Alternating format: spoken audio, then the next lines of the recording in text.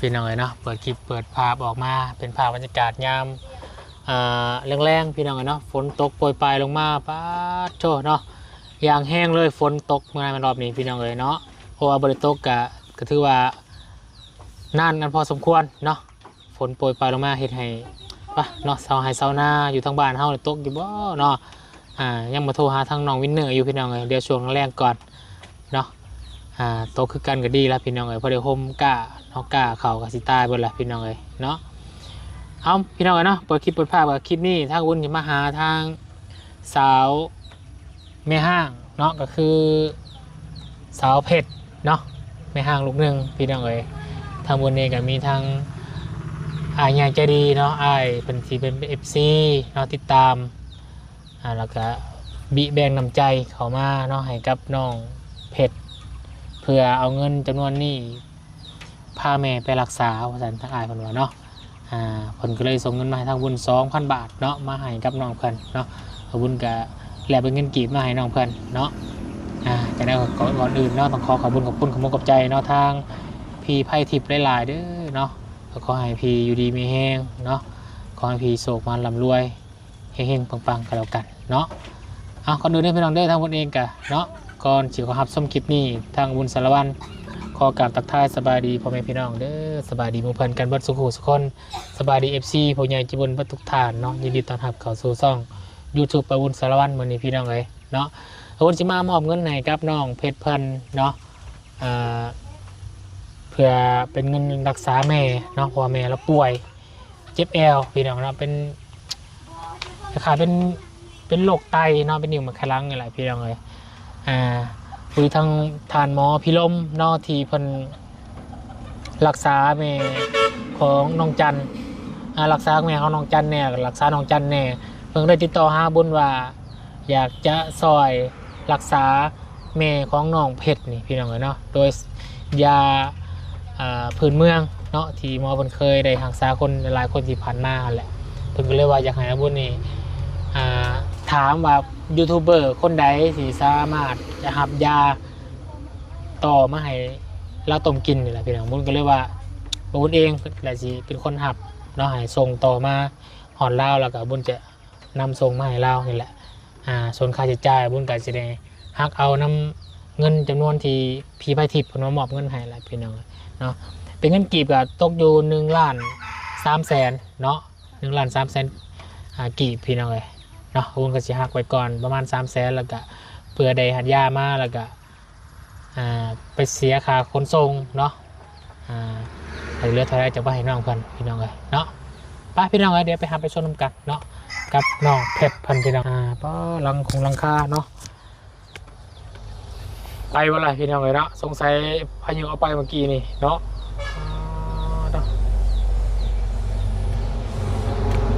สบายดีน้องไส้ก็อยู่เนาะสบายดีฮะว้าวปนพอกันติดโดนน้องไส้พอกันอยู่เว้นเนาะลืมพี่น้องไงเนาะน้องคนไปถ่ายน้องดอกน้องแค่ดอกแค่เนาะแต่พอกำตันชั่วโมงคือเลยเดี๋ยวคุณเพื่อนก่อนนะเนาะโดยป้าชาพี่น้องเลยไปพี่น้องเลยเปียกเนาะผลพระฮะหิวข่าวยิงแห้งบอกที่กำยังกันนะขนม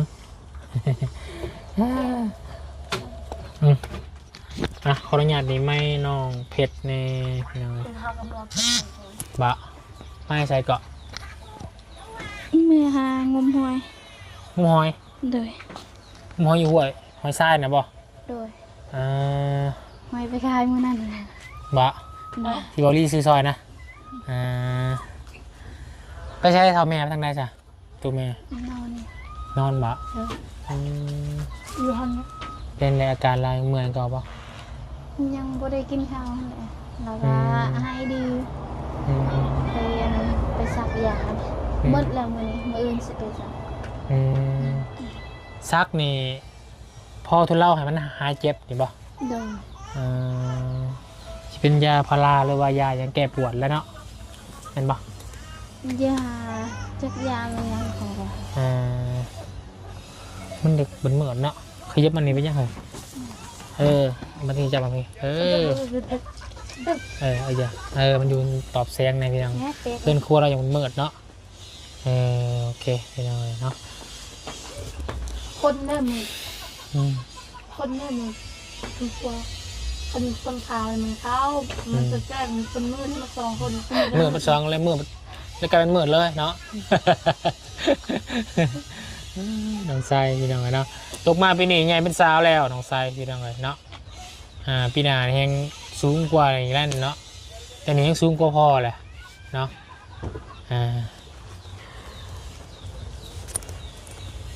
คือทางนี้คือทางหมอทางพอพิลมเนี่ยพอต่อหาพอจะอยู่ปะหมอพิลมพอพิลมนะที่นั่นที่บุหูว่าบนทรง Facebook มาทางบุญว่าเป็นอยากรักษาทางแม่น้องเพชรนี่นะเป็นยาพื้นเมืองนะว่าเป็นได้หรือเปล่าเดี๋ยวจะถามเบิ่งบางพอมันอีกทีหนึ่งเนาะเอาเป็นสิ่งใดเนี่ยเป็นยังไง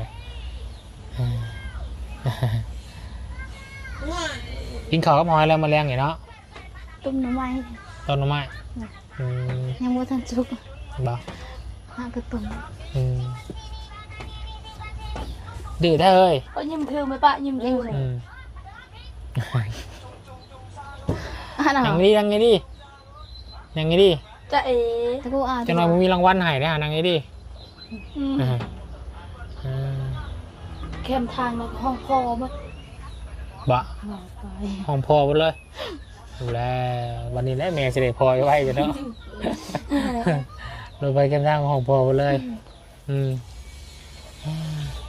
พี่น้องเลยเนาะเดี๋ยวบุญก็ได้หับปากทางพอไปรบมันไว้แหละมีแต่บุญสีลองเอายาเนาะเอายามาให้ทางแม่เจ้าไอ้ต้มกินเนาะบุญก็สิเงิน1,300,000มีได้สิมอบให้ทางน้องเพชรนี่ใบ1 ล้านเนาะตัว300,000บุญจะเอาไว้ก่อนเผื่อไปหับยาเป็นส่งยามาเลยเนาะบูว่าจะอยู่บูว่าเท่าไรยังบูว่าสิค่ายาค่าคนส่งมาบูเท่าไรนะแต่สิถามว่าสิเลือกก็จะมาคืนถามว่าพ่อวุ้นจะออกหายเองก็แล้วกันเนาะปกติน้องใส่ไปหับธนาคารตัวหลายป่ะบ่เคยมีแต่พ่อป่ะบ่เคยเพิ่นฝากมาทางไหนสันบ่เคยฝากบ่มีแต่เพิ่นบอกว่าหักษายาโรคนิ่วนะให้พอจะไปหายาแบบต้นแบบนี้มีเห็นบ่ยานั่นนี่มาเนาะเลยแต่ก่อนเพิ่นพางอายุพางนำบ่ตูนแต่ก่อนแต่เดี๋ยวนี้บ่เคยพางให้เนี่ยเบิ่งตัวจริงก่อนเนาะซักไปซักยาพาแม่ไปซักยาแต่ละเทื่อนี่แพงบ่ล้านหนึ่งเข็ม1 ล้านเหรอทั้งเข็มทั้งยาทั้งบูคือล่าสุดนี่ไปมาจากใดจังเมื่อนะแต่มืออันนั้นบ่าวเราเอาให้เงินนั่นแหละประมาณ2 มื้อได้เนาะโดยแล้วก็มึดแล้วมื้ออื่นสิไปต่ออีกยากับมึดแค่ว่าน้อยเดียวนะยาแพงนึงอยู่ใส่ไปเอาอยู่ใส่ยาอยู่สิบูนของมอลาเวียดของมอลาวเขานี่ของมอลาวนี่แพงมอลาเวียดก็ประมาณ2 ล้านดูดีดิเขาคือแพงไงพี่น้องเนาะของมอลาวนี่เนาะมียาจากแพงก็อยากกินหลายป่ะแพงเดียวแล้วก็ซักยาจะเข็มเดียว3 เข็ม3 เข็มโอ้แพงพี่น้องมันช่วยบ่อยเนาะเนาะอย่างล้านหนึ่งเงินนั้นว่าเอาหายมือนั้นทันกระสิมดเลยมือล้านหนึ่ง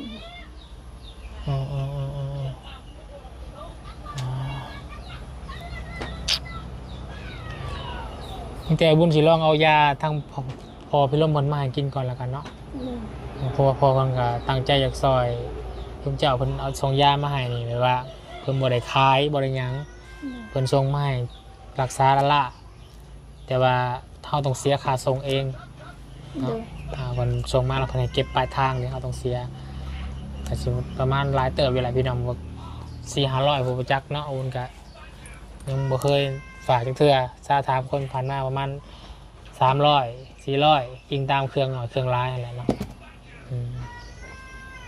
ไปจังว่ากันพี่น้องเลยเนาะเดี๋ยวบุญเอาเงินให้ก่อนแป๊บนึงเนาะเอาพี่น้องเลยเนาะมารอบนี้ลืมสังเกตน้องเพชรเพิ่นคือตุ้ยๆขึ้นบ่ฮะ แม่ตุ้ยขึ้นไล่ บ่คือมาตำอิดเนาะบ่ทนตอนอยู่กับผัวเนาะจอยเนาะ มาพี่ มันบีกลายเป็นสาอวบแล้วพี่น้องเลย อยู่กับพัวบ่ได้กินข้าวเด้ อืม ข้าวไปกินบ่แซ่บ เอาวนมามื้อนี้ก็มีทั้งอ้ายใหญ่ใจดีเด้อเพิ่นอยู่ทางฝั่งไทยเด้อน้องเพชรเด้อเพิ่นชื่อว่าอ้ายไผทิพย์เนาะเพิ่นอยู่ทางฝั่งไทยเพิ่นฝากเงินมาให้กับประบุญ 2,000 บาทเนาะแลกเป็นเงินกีบทางโอนมาให้ทางบุญก็1,300,000เนาะหักค่าธรรมเนียมไปบุญสิมอบให้1,000,000เด้อเก็บไว้ก่อน300,000นำมาบุญเนาะบุญได้ยาจากพ่อพิรมมาแล้วก็จังสิมาเอาให้พร้อมยาและพร้อมเงินทำมันเหลือเนาะทันบุญเหลือบุญสิเติมเสียหายเด้อผัวเสียสิมาจากเมืองนะเนาะส่วนน้องอ้อยบ่น้องอ้อยอยู่บ้านสะแล้วก็ไปพาหยังก็ พามาลูก เต่ามดลูกเต่าน้ำเนาะในมดลูกเนาะพาคือว่าพาแล้วอะไรยังมันไปเบิ่งอยู่สมุนกระไดเพียงเห็นบ่เสียงไปอยู่ ห้องหมอห้องหมอเสียโปนนี่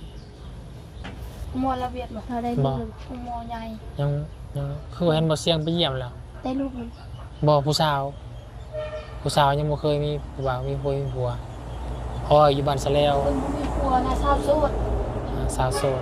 เราไปทางเอาผัวก็บ่มีลูก แม่นตกเสียงตอนนั้นแล้วเนาะเพราะว่าเป็นเต่ามดลูกในมดลูกนะเต่าน้ำในมดลูกไปปาดออกมันซ้ำหน่วยสักกะปั้นนะพี่จัก อ๋อ แต่บินนำไปกวดอยู่เอ็กซเรย์อยู่มอเนาะแบบสมุยไข่เวลาไปแล้วมันใหญ่กว่าเก่า ใหญ่กว่ามือนะ ขนาดสมุยไข่ยังใหญ่เนาะสักมาอยู่ได้อย่างไรอยู่ในเนาะดาราอะไรพี่น้องโอ้เป็นผู้หญิงต้อง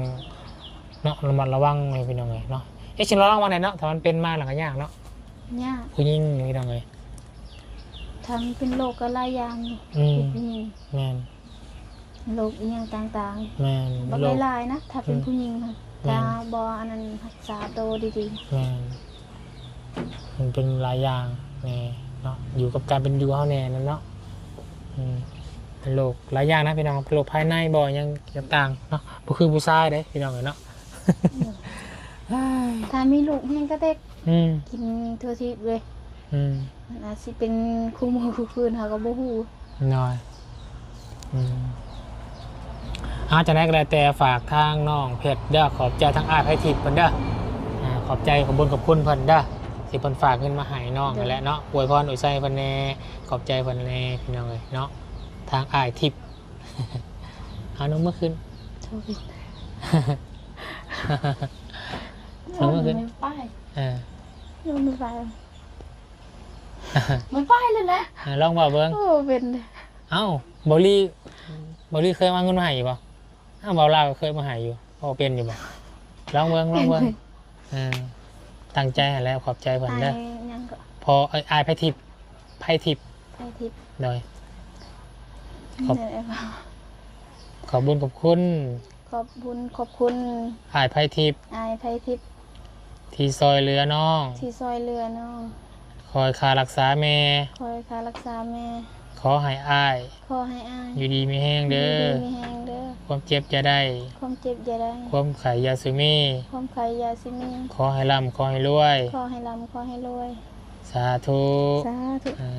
บริยากบ่ได้นะเนาะแค่นี้เฮา บ่เคยว่า เฮาเว้าออกมาน่ะคือเฮาแบบว่า